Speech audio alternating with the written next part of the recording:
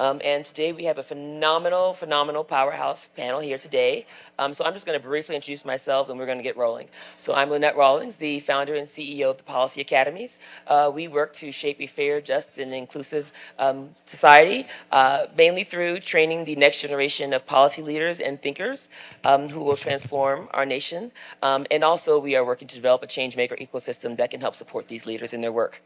But today, again, we are focused on these phenomenal women who will be talking about how U.S. social and economic policies have long histories of exacerbating inequities in around race and contributing to underinvestment in communities of color. And their work is strengthening these communities. And so I'm going to pass the mic, and they're each going to talk about how their work supports family and economic well-being across the income and wealth spectrum. They will introduce themselves and their organizational affiliations and specifically speak about their approach to that work. Oh, right, sorry. Good morning, everyone. I'm Nikitra Bailey, and I serve as the Executive Vice President of the National Fair Housing Alliance. The National Fair Housing Alliance is the nation's, the United States' only national civil rights organization that's solely focused on addressing housing discrimination and creating equitable housing opportunities in every community throughout the nation. We also represent We also represent over 200 local fair housing agencies throughout the nation who are on the front lines helping families navigate to ensure they can seek housing justice and make sure they're not being discriminated against in the system. So the way that our work connects with community wealth and family prosperity is by focusing in on ensuring our nation's anti-discrimination laws are fully enforced. And I'm going to take a moment here to really talk about what that means and why it's so important. In the United States, before its founding, race was a supreme factor. And in fact, people came to our nation and they were given opportunities simply because of their race. We had this thing called the head right system that really encouraged Europeans to come to the United States and to settle there. And they were given land in exchange for entering into the nation. What that did was really dispossess the native communities that were there. And then for the African descended people, it brought them in as enslaved people. And in reality, what ultimately happened, their bodies were the foundation of the United States' economic well-being. Their bodies were actually more valuable than the land in the United States. And so many public policies, thousands of public policies, practices have been instituted in the United States that created this unfounded association between race and risk and set up white communities for success and intentionally held back Black communities from that success. And I'll give you an example of one of those specific policies. In 1862, the Homestead Act was actually passed. This was legislation to promote Western expansion across the United States. And today in the United States, those families that receive those homestead land grants, 20%, 43 million of those people can actually trace their family's wealth back to that singular piece of legislation. And those families are overwhelmingly white because, again, at the founding of our nation, white landowners were the people who were given access to those opportunities. And those policies continue to develop over time. And I'm going to jump forward a little bit to the Great Depression in the United States, which happened in the 30s. And what we did at that time was we created these systems to really investigate how we could create housing opportunity across the nation. And we did it in a way that it favored white Americans and explicitly denied opportunity to Black Americans. So in fact, our federal government and the policies that it developed to create a response to the Great Depression in the United States, which was one of the most severe global crashes of economies, set white families up to be successful while intentionally redlining communities and excluding them from opportunity. So what does that mean? When we create the Federal Housing Administration program, which is a federally backed program to ensure mortgages to make home ownership affordable for people, it was designed in a way that only 2% of those loans in the first 35 years of the FHA program actually went to Black people and other communities of color. So white families had a head start in building long-term economic wealth and prosperity that they could then pass along generationally. So each generation was passing forward wealth as opposed to being locked out of opportunity. So those policies have been very intentional, and because of them, we have these entrenched racial wealth gaps and homeownership gaps that are manifesting themselves today. But there are solutions, right? Like if race-conscious policies entrenched in equity, then those same type of race-conscious policies are needed to undo those hardships. And at the National Fair Housing Alliance, we have been advocating and advancing programs that have made a tremendous difference, such so that over the last 3 to 4 years, 2019 to 2023, we've actually been able to use the programs that I'm going to run through to actually grow and expand Black homeownership by 13%. One of those policies is a policy that actually has been in practice since 1974, and that's the Equal Credit Opportunity Act's Special Purpose Credit Program. This program allows lenders to create programs that can target groups that have a history of being underserved and that can share a common characteristic such as race or national origin or gender, and then to design a program in a manner that can help those consumers benefit from that program so they can have a fair access to circumvent those structural barriers that we just discussed. Those programs have done a tremendous job in helping thousands of people be able to fairly access homeownership in the United States, and that's why we've seen this tremendous growth in Black homeownership, which has been growth that for our nation was the first time since the Great Recession of 2008, which actually extracted so much of our community's wealth, where Black and Latino communities lost $1 trillion. The second thing is first generation down payment assistance. First generation down payment assistance allows you to create homeownership opportunities for families that have been locked out of homeownership. So their prior generation do not currently own a home.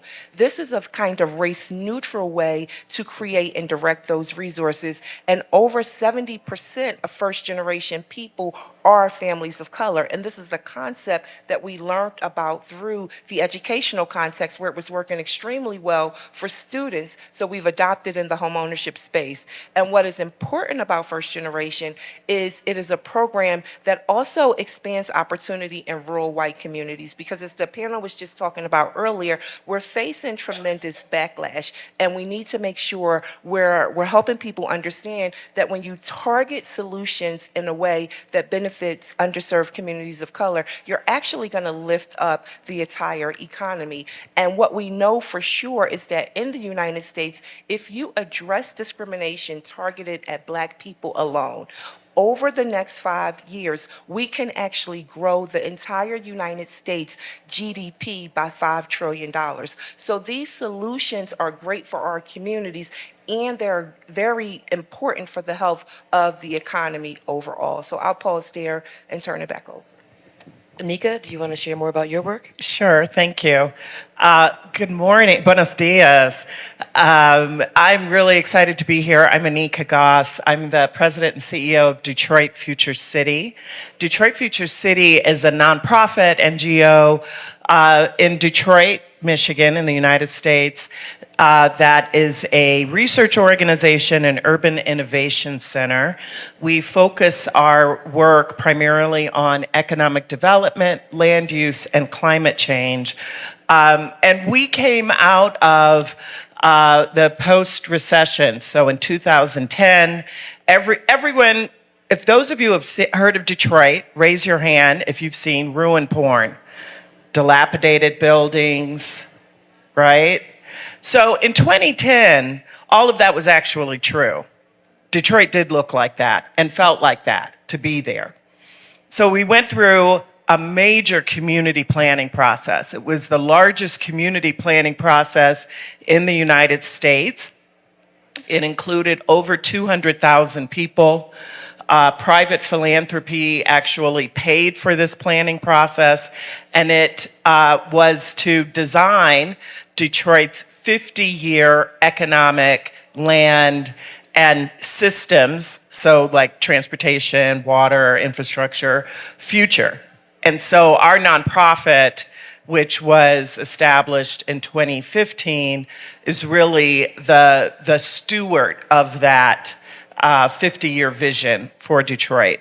And so part of our role is to make sure that Detroit, which is a city that is 78% Black, of people of African descent, that's the population, 78%. We are the largest Black city, supermajority in the United States. And it's 14% Latino, and then an additional 7% foreign born. So for us, how Black, Latino, foreign born residents are able to prosper, are able to not only maintain wealth but grow wealth is fundamental to Detroit's success, to Detroit's revitalization. So one of the things that we took on, because we're also a research organization, was trying to understand how to prevent foreclosure in Detroit. And Detroit is a city that has one of the highest foreclosure rates in the country. It's not just mortgage foreclosures, but it's a major foreclosure problem for Detroit is tax foreclosure. And so in trying to understand that, we learned that the tangled title or heirs rights, which if you just break it down, if your grandmother leaves you a house but doesn't put it in the will or a trust, it quickly becomes a probate issue in the U.S. It becomes what we call tangled title or heirs property.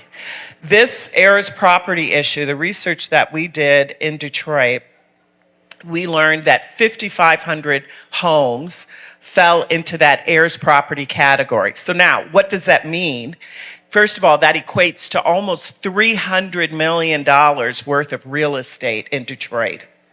And the homes were majority middle class homes, so these are not impoverished, low income households, and they were 92% Black.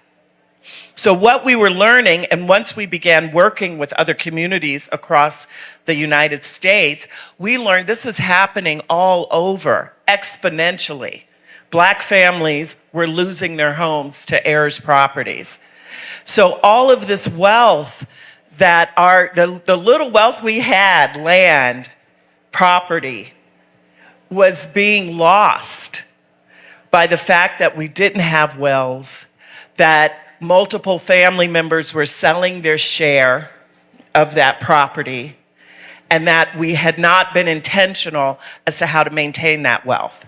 So part of what we are really trying to do and focus on and raise capital for is how we can actually prevent future heirs property and save and keep the property that some of these families have. So I'm really excited to talk more about that today. Fantastic. Thank you, Anika. Like to share? Is it still morning? My name is Christal Jackson, and I'm happy to be here. Thank you, Lynette and Nathaniel, for begging Cordell to allow me to join. My work is, I was listening. My work is a little interesting as it relates to these two, but I am the founder of a nonprofit called Head and Heart Philanthropy, and also of a company called Mosaic Genius. So I'll give you a little, bear with me, I'm going to give you a little context, and then I think it'll make sense. So 15 years ago, I invited 12 people to join me on Martha's Vineyard in August. So if you're African American, you know what Martha's Vineyard in August means. And I selected these 12 people because they were either clients, they wanted to be a client, or they were doing something to help the community. And I figured if they had a partner, they could go faster. So I used my little pennies and invited them. I said, well, if you get here, I'll feed you and make sure you have a place to stay. And that was the whole intent. There was never an intent to create a thing. It was just that I thought that they should know each other. Part of what was driving it for me was the struggle of watching people that look like me wanting to do good, wanting to build businesses, but not necessarily knowing how to do it, not necessarily being connected and being in community. So I thought, well, let me put these folks together. I think they'll do fine. After the end of these 2 or 3 days, which was many people describe outside of my community as a moonshot. We'll talk about that later. But after this idea, when it was over, they looked and said, well, what about next year? And, I was like, what about it? Like, you all you're friends now, you're connected, you can meet up wherever you want to. They said, no, this is, we need to come back and do this again. Well, so I'll give you context based on what these two beautiful women just said. So I am the benefactor of the 2% in the United States when Black people could buy property. And I inherited air property. In 1880, my family purchased 120 acres and divided it by their children. My parents will retire there next week. So I grew up and I thought all Black people did this. In fact, I thought everybody did this. So this was how insular my world had been. Every Sunday, we went to the country to my grandpa's house.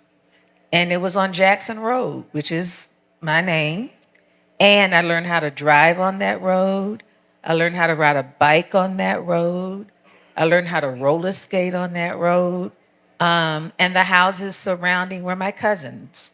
And they were my playmates. And so after church, we would get in the car. We weren't a wealthy family.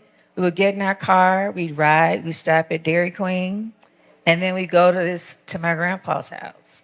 He'd be sitting under the tree waiting for us. And it wasn't until I was a freshman at Spelman College that I realized that's not what most people did. I was that naive. So my family had done a great job of just building a wall around my reality. And I realized at my freshman year, we were breaking for Thanksgiving. And, I was rushing to get to the airport, of course, late.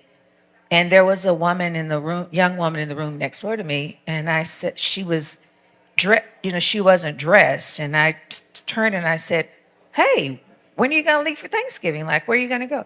And she looked at me like, what do you mean? I said, well, you're not going home for Thanksgiving?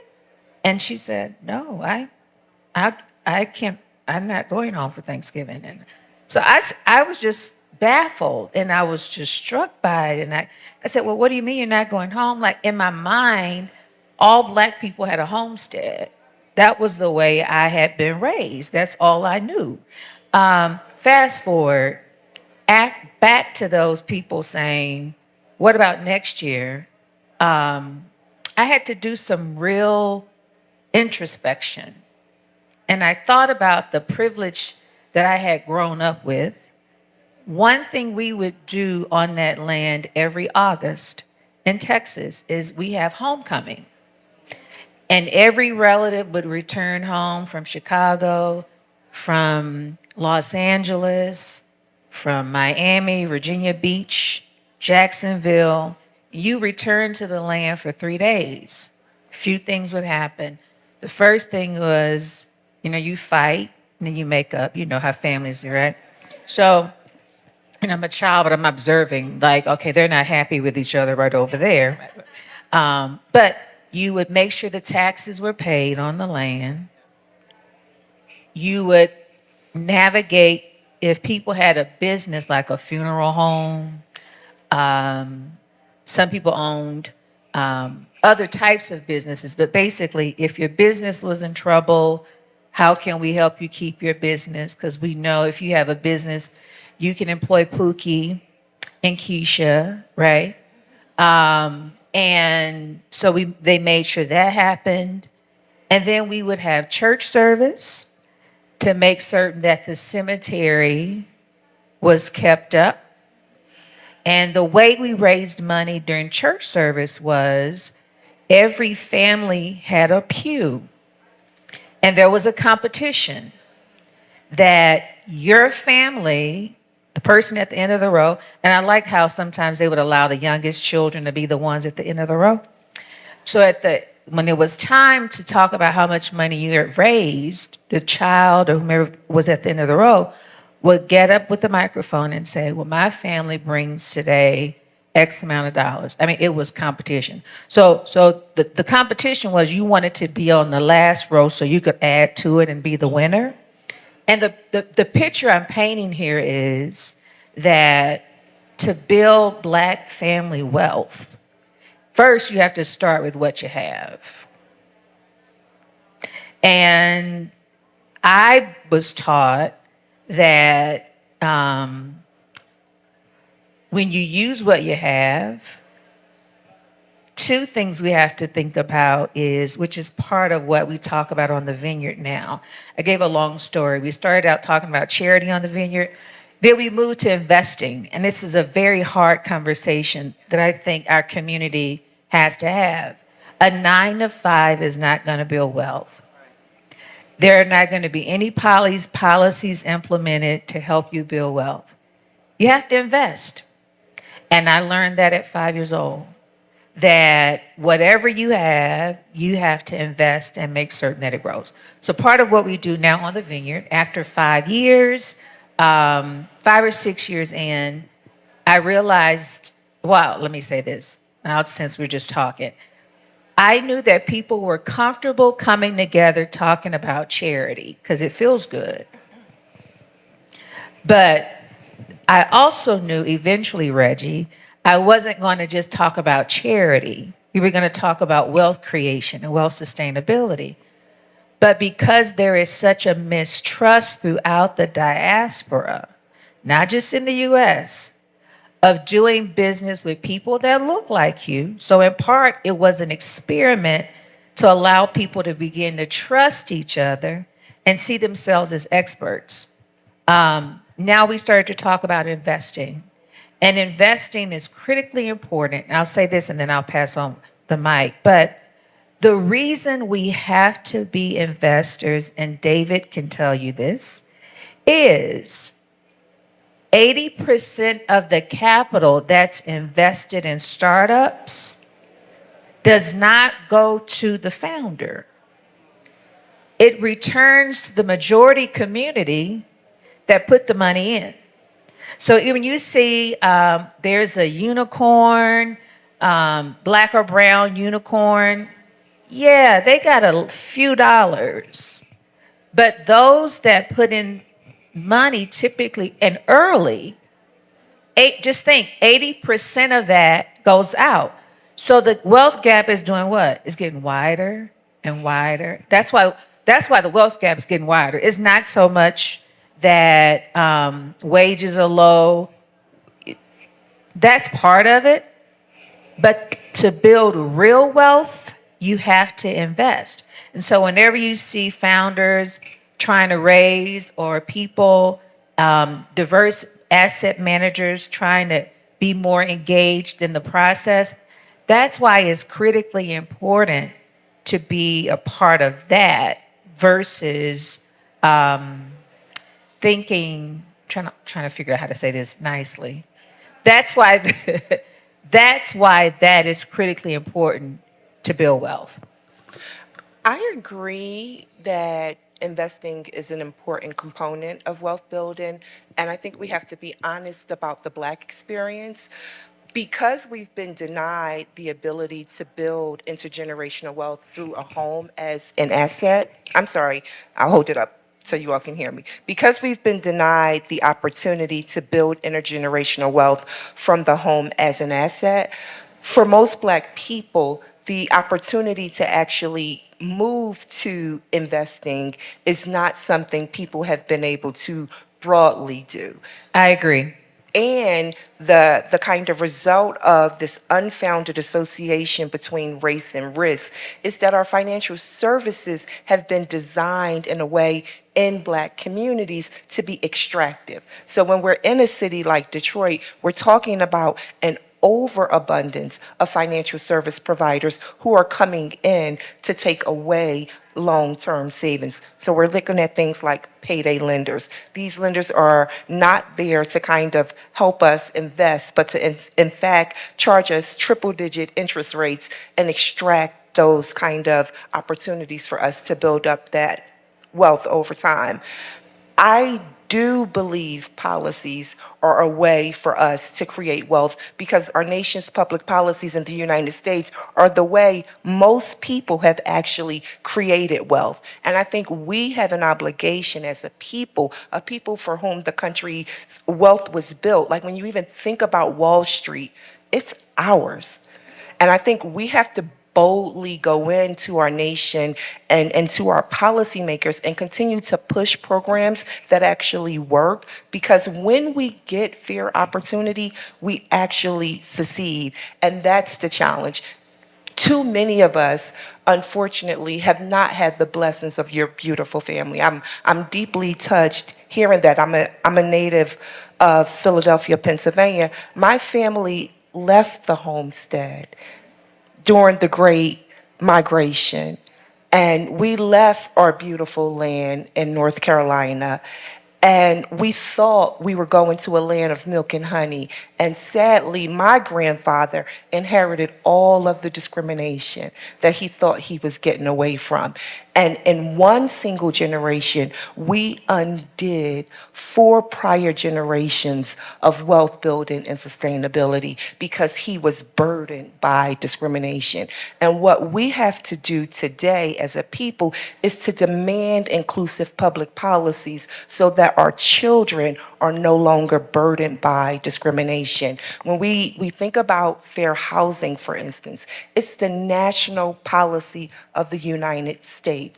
So what that means is throughout our banking and financial services sector, we need to ensure that our nation's anti-discrimination laws, like the Federal Fair Housing Act, like the Equal Credit Opportunity Act, are fully enforced. Because when they are fully enforced, we're able to grow Black homeownership in the way that we've been able to do since 2019.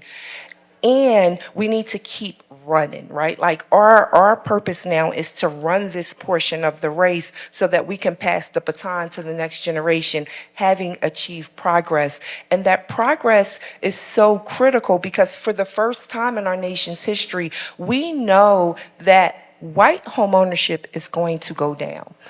70% of all net new households in the United States are actually going to be people of color. So if we're going to have a healthy housing system, which typically accounts for 20% of our overall economy, that means people who look like us have to have a fair opportunity to access those homeownership opportunities. Otherwise, we have major disruption in the system. And then the system doesn't work for us, but then the system doesn't work for anyone else. I also think, Nikitra, and I know you're going to wrap it up for questions, that we can't only depend on, I think we do have to fix the system because the system doesn't work in the US for Black people. It hasn't. Right? And that's intentional. So we also have to be open to other opportunities and other vehicles for investment, for acquisition. And I feel like other communities are getting it right. You're seeing circular economy, you're seeing cooperative, a lot more cooperative investment. All of those things are, we as Black people only relying on the financial system, it's not working for us. And so while we continue to fight for policies because we are Americans and we deserve to have full and fair access to every single policy to be able to work for us, we also have to be really clear that we can actually collect and make an investment as a people to make sure that we can actually participate in the economy as well. I'll just say really quickly. So just real quick, I mean, no, I hear you, and so it's oftentimes I don't share my story because it's often greeted with, well, you're the exception, but I don't know. I think Black people, particularly in the South where I'm from, lost their land too. And I remember the neighbors to my family constantly moving the fence line, right?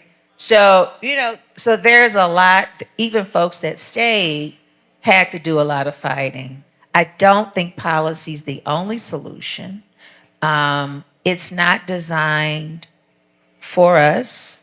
I don't think there's an intent for it to be for us. I still say we have to have very hard conversations in our community about how we use our money.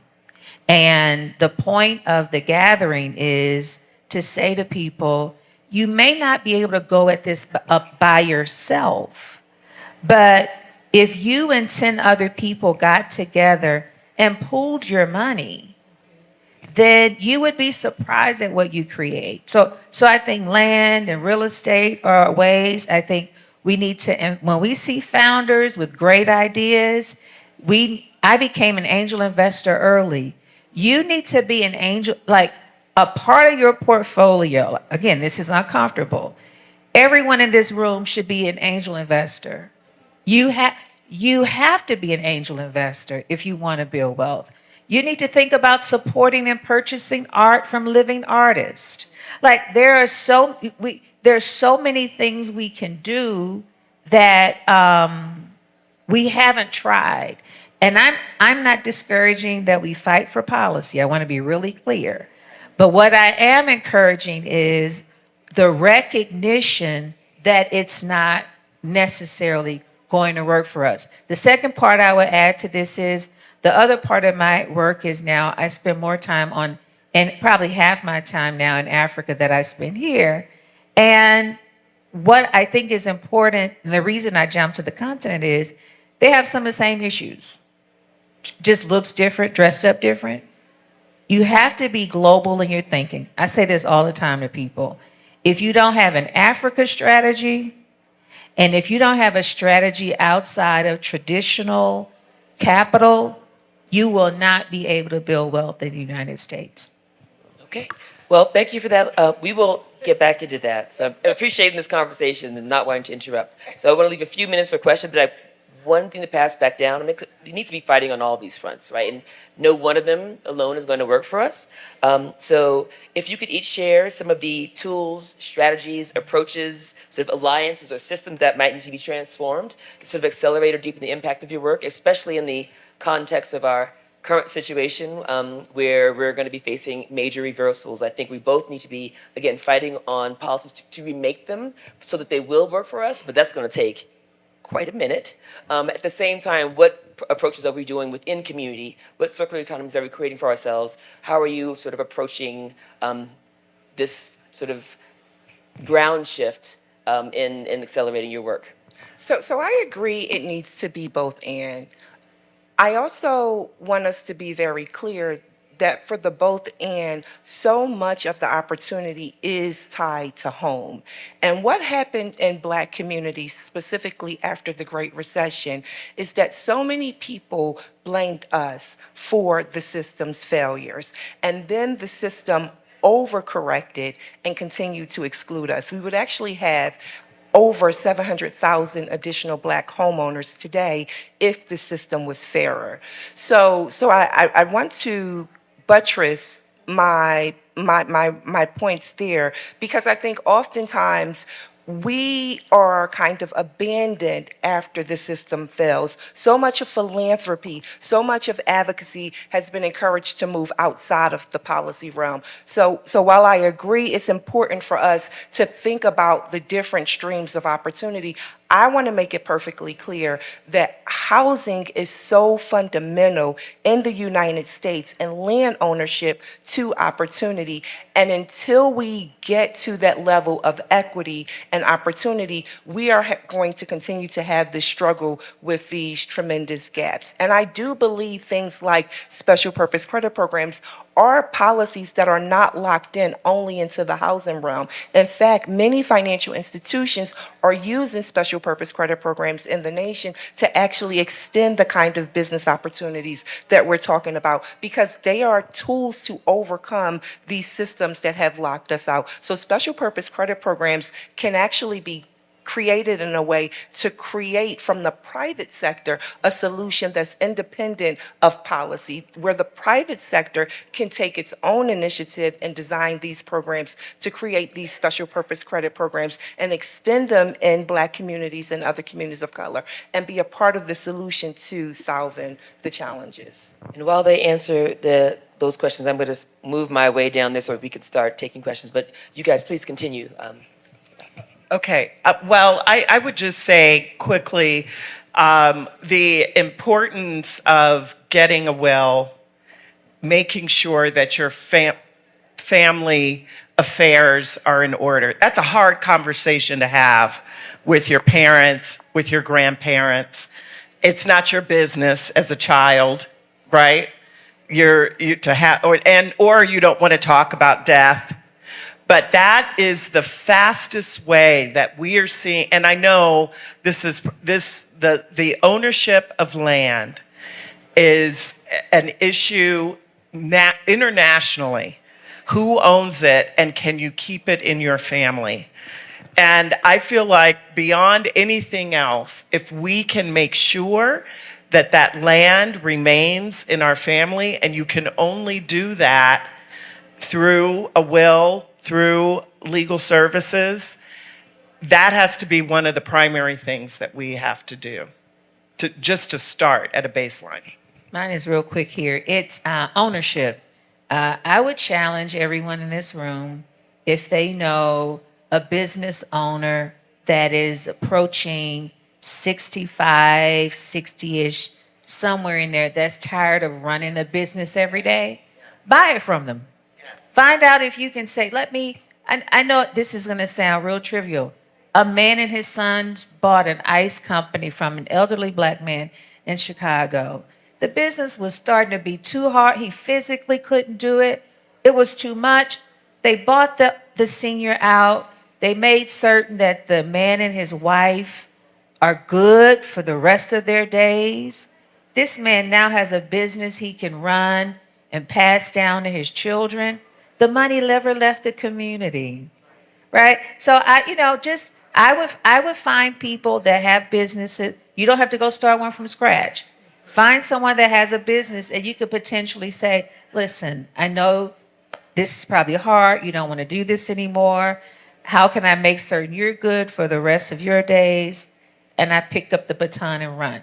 Again, I firmly believe you have to use what's in front of you. And if we are so distracted by headlines and this and this and that, you miss all the opportunity sitting right in front of you. Good morning. Thank you for this urgent, imperative conversation that needs to be front and center every single day. I am Sabrina Lamb, the founder and CEO of two organizations, World of Money, the leading provider of immersive financial education for children in the United States and 4 African countries, and Wakiza, which means Save and Invest in Swahili. We provide multilingual family financial education and global access to U.S. publicly traded companies. All right. We teach children ages 7 to 18 about estate planning and kind of questions they should need to have with their parents. In I love this land conversation. I would love to know your thoughts on this current tsunami that's happening across our communities in cities as it relates to the retirement or the expiration of tax abatements, where Black homeowners, whether there's co-ops, low to moderate, are being displaced. They can't afford, many of them are seniors now. That issue is being ignored. New York, Chicago, name the city. And so in terms of that home ownership, even if it's a co-op or a condo or land, it's catastrophic and it's a current tsunami. So in addition to historic, and I recommend a book, I interviewed the author, a professor from Arizona State University. The book is called Plunder, the plunder of Black America, how the racial wealth gap was created. And he trails from Angola to Virginia, 8 African-American families. So would you please share your thoughts on this tax abatement issue that I think some elected officials want to just go, I'm not going to even pay attention to this, and wonder why 300,000 people are leaving New York State? So this is why all politics are local, right? Like, it's so important for us to engage with government at every level. What some cities have done is to grandfather in current levels of taxes so that they don't go up. But as you're being very clear about, that's not happening in a universal way. So some of the things that we need to do is engage in our city's housing and planning processes. And again, this is where our fair housing laws come in and why fair housing is the national policy of the United States. We should be a part of those planning processes to bring these concerns to those discussions at the outset so that we are intentionally planning for what might be readjustments and making sure we are extending the kind of grandfathering in of those former tax levels that families could actually afford, and then elevating this issue as a 911 priority. Yeah, this tax abatements and the uncapping of that is, we're seeing it in Detroit as well, not only for households, but also churches, people who own land, right? Like, churches don't pay income tax, but they pay property taxes on that property. So one thing we've done that seems to be working a little better is building a relationship with the assessor's office and the Wayne County, so for us, it's Wayne County, the county assessor. So it humanizes it a little more, right? It's not just the area code or the tax district. Now it's like, we're losing wealth at this rate. We are losing households at this rate. How can we negotiate? Because they can come up with programs to cap the rate, to subsidize it. They don't have to collect it in that same way, and we've seen that. Hey, I'm gonna be quick. Nathaniel Smith, got a question, and I'm gonna be as quick as I can because I want other folks to have a chance to ask questions. One of the things that we haven't talked about in this conversation about wealth building and accumulation for both Black and white folks is procurement and contracting. It is a major wealth builder for the Black community. I look at the city of Atlanta and other places. You know, we're also in a position where many Black contractors are going to lose dollars now because of the Trump administration's policy decisions. One quick point, Elon Musk alone over 20 years accumulated over $28 billion from government contracts, right? So for us not to understand how government contracts have played a role in building wealth in the Black community and how we have to fight to maintain that to me is very important. So I just wanted y'all to talk a little bit about where do we fit within this work around maintaining procurement and contracting opportunities for Black folks. I agree 110,000% on that one. There's still some, see how to say this. The distraction of no DEI, if you dig under some of those layers, they have beefed up their diversity supplier. So I'm not going to give names on this stage, but some of those companies are doing more to have diverse suppliers. And so I would say look into those companies. You're absolutely right. Like that was one of the McDonald's created so many black millionaires because they had all these special programs. They actually just had one. I don't know if it has technically ended, but there are companies that still have very robust and significant diversity supplier initiatives, and I would highly encourage you participate. Real quickly though, if you don't qualify at the offset, like if you just go in and you don't qualify, you collaborate with someone that does, right? So be a sub. It's okay to go in and be a sub under someone that probably already has status. In fact, it's probably a good project for people that are going to be cut. There needs to be a database where all those folks are, so you know they qualify, right? So then if other folks want to come and strengthen, they can come under as subs so that we don't lose that momentum. But I do agree the government piece is going to be tricky, but a lot of private sector, they have actually increased their diversity supplier programming. Great. Good morning. My name is Reggie Canal. I've been in this space for the past 25 years, is creating wealth for Black folks. I think it's very important. Like, there's a lot of different people in this room, and there's a lot of crystals, non-crystals, et cetera. I think there's a level foundation that we have to do financial planning. We can't really talk about investments. We haven't done. If you look at other races of created wealth, it's life insurance, right? So we've not addressed. There's a cash flow issue. Have you addressed life insurance needs in the family? We've not talked about disability, right? So we have to address what can go wrong with the family before. Not everybody's meant to buy a house. I think we're in a society where everybody feels like they need to buy a house. Some people can't afford a house. I just think you got to work with professionals. You got to do the foundational stuff first. Then you can do the investments, and then you can do the angel investments. So I just want to be clear that, you know, when you come to a conference, you hear a lot of information. You got to work with professionals. And then I want to give kudos to Christal Jackson. Right? Christal was the first person convening on Martha's Vineyard. I was very fortunate many years ago to attend one of your convenings. There are a lot of Black folks who are accredited investors who didn't even know they were accredited investors. So she's just saying, for those people who have the capacity, there's different ways and strategies to create wealth. So kudos, Christal. And I just have to quickly respond to that. I think you're absolutely right. Not everyone is prepared to be a current homeowner, but we want to make sure we're not allowing barriers to direct us to those rental opportunities and locking us into rental ownership. So we have 2 minutes left. So are there any final comments that any of you would like to make about, yes?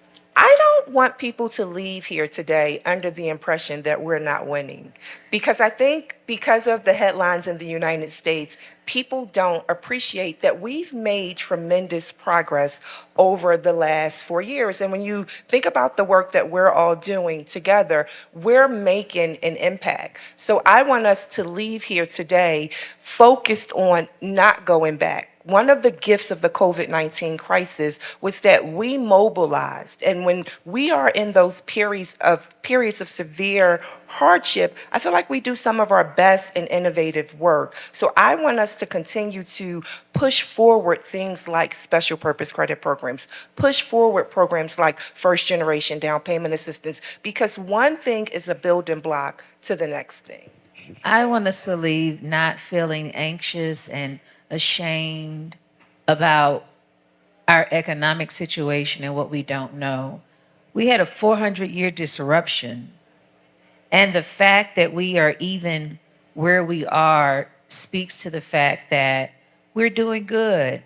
And so yeah, and also don't fall into the trick of comparison. Start with where you are, build on what you have, and think about the tree you want to build for your next generation to sit under. I think if I were going to leave anything, it's that I also am hopeful. I'm optimistic about our opportunity that we can have as a community, as a collection of creative people. And if we're making investments to make sure that we are all moving forward, imagine what the future is going to look like for all of us. Well, please join me in thanking this phenomenal panel. And I want to especially thank you for making this really, really easy for me because I think I maybe spoke for all of 1 minute. So I've been asked by the festival organizers to let you know that lunch is next. But please, if you have additional questions, find these amazing, incredible, powerful women and ask them more. And I think there are more experts in the audience who can help you think about your family's future. And I mean, what a beautiful story, Christal. I mean, my heart was really stirred to hear you talk about that. And it would be, really amazing if at least for people have a sense of the story to think about what they can build going forward and what's possible. So thank you.